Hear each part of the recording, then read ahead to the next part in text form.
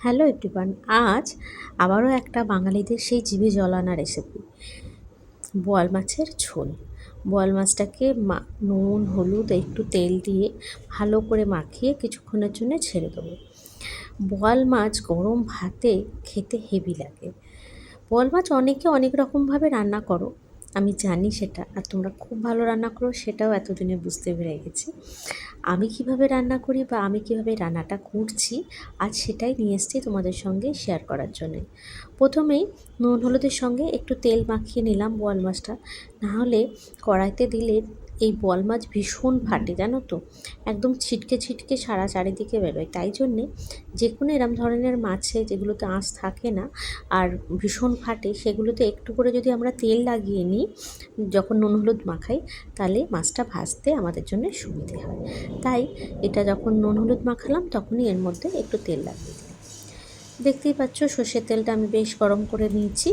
এরপরে ধীরে ধীরে মাছগুলো দিয়ে আমি ভেজে নেব। মাছটা বেশ কড়া করে লাল লাল করেই ভাজবো, যাতে যারা বোয়াল মাছ খেতে গন্ধ লাগে বা গন্ধ পাও, তারা এই ম্যারিনেশনের সময় অল্প একটু লেবুর রস অবশ্যই দিয়ে নিতে পারো। তাতে কি হয়, বোয়াল মাছের যে গন্ধটা তোমাদের নাকে লাগে সেটা লাগবে না, আর খেতেও ভালো লাগবে। আর তার থেকেও বেটার হয় তোমরা যদি বোয়াল মাছ রান্নার পরে দু একটা গন্ধরাজ লেবুর টুকরো এই বোয়াল মাছের ঝোলের মধ্যে দিয়ে দাও, তাহলে যাদের এই বোয়াল মাছ খেতে গেলে গন্ধ লাগে তারা আশা করি এই থেকে উপকারিত হবে। দেখতেই পেলে মাছগুলো যে কটা দিয়েছিলাম ভাজা হয়ে গেছিলো লাল লাল করে। তারপরে আমি তুলে নিলাম, বাকি যে মাছের পিসগুলো ছিল সেগুলো ভাজতে দিলাম। এদিকে আমি মশলাটা রেডি করে নিই। এখানে দেবো একটা মাঝারি সাইজের টমেটো, কাঁচা লঙ্কা দুটো, আদা দুটো, আর আদা কিছুটা, আর তার সঙ্গে 8-10 কোয়া রসুন। একটা কথা বলে রাখি, তোমরা যদি রসুন মানে লঙ্কার পরিমাণটা এর থেকে বেশি দিতে চাও অবশ্যই দিতে পারো, আর শুকনো লঙ্কা ইউজ করতে চাইলে সেটাও করতে পারো।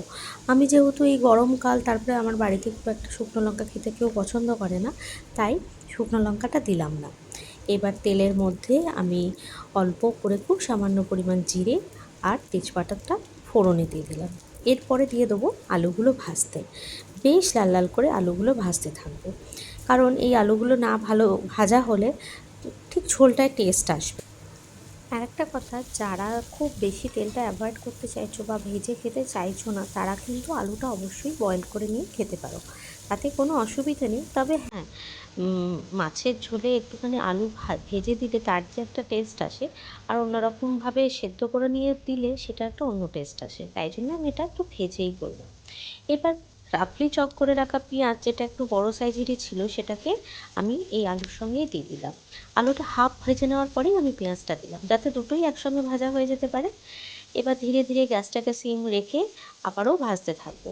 একটু সময় নিয়ে রান্নাটা করলে কি হয়, একটু মশলাটাও ভালো করে কষানো হয় আর খাবারটাও বেশ টেস্টি হয়। ব্যাস, এবার এটাকে কষাতে কষাতেই এই ভাজতে ভাজতে এর মধ্যে একটু নুন দিয়ে দিলাম, যাতে আলু ভেতরেও নুনটা ঢোকে আর পেঁয়াজটাও বেশ নরম হয়ে যায়। এরপরে ধীরে ধীরে বাকি যা রেগুলারের মশলা সেটা দেবো।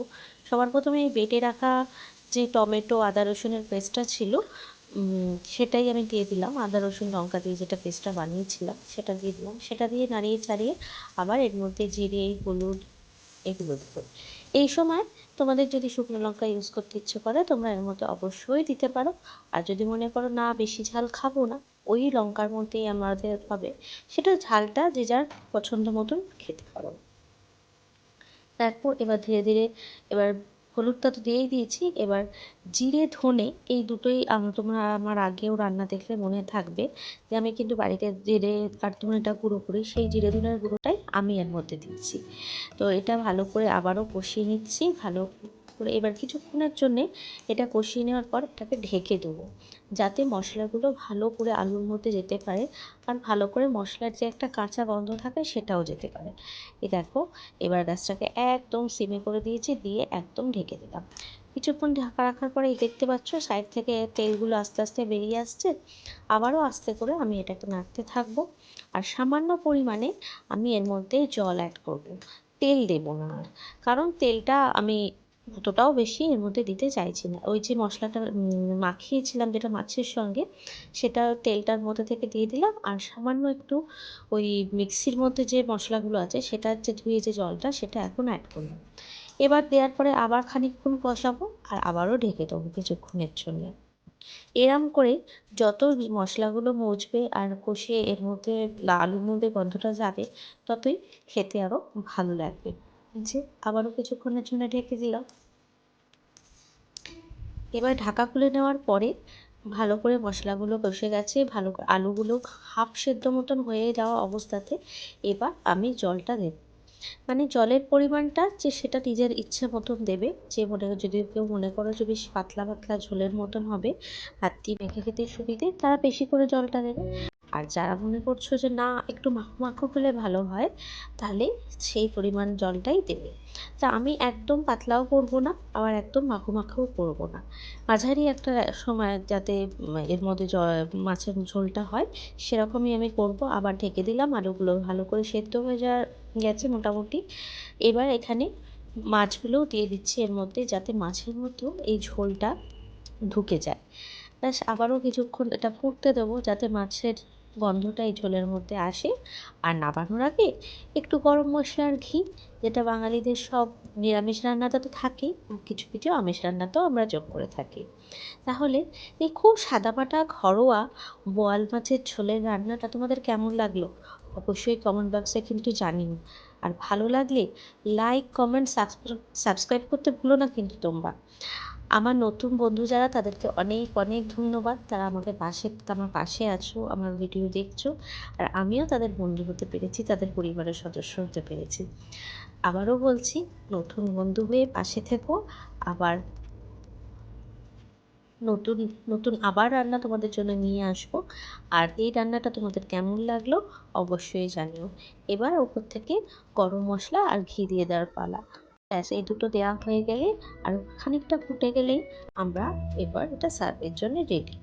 দেখো আমার কিন্তু ঝোলটা দেখেছো, আমি কিন্তু একটুকু শুকনো লঙ্কা এর মধ্যে ইউজ করিনি, কিন্তু ঝোলটার রঙটা দেখে বুঝতেই পারছো কিরম রঙটা এসছে। এই জন্যেই না মশলাটা খুব ভালো করে কষানো দরকার। দেখতে পাচ্ছ আমার রান্না একদম কমপ্লিট হয়ে গেছে, এবার আমি ঢেলে নেবো।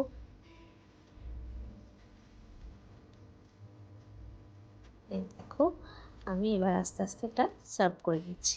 দুপুরবেলা গরম ভাতে বোয়াল মাছের ঝোল, কি মন্দ হবে না বলো?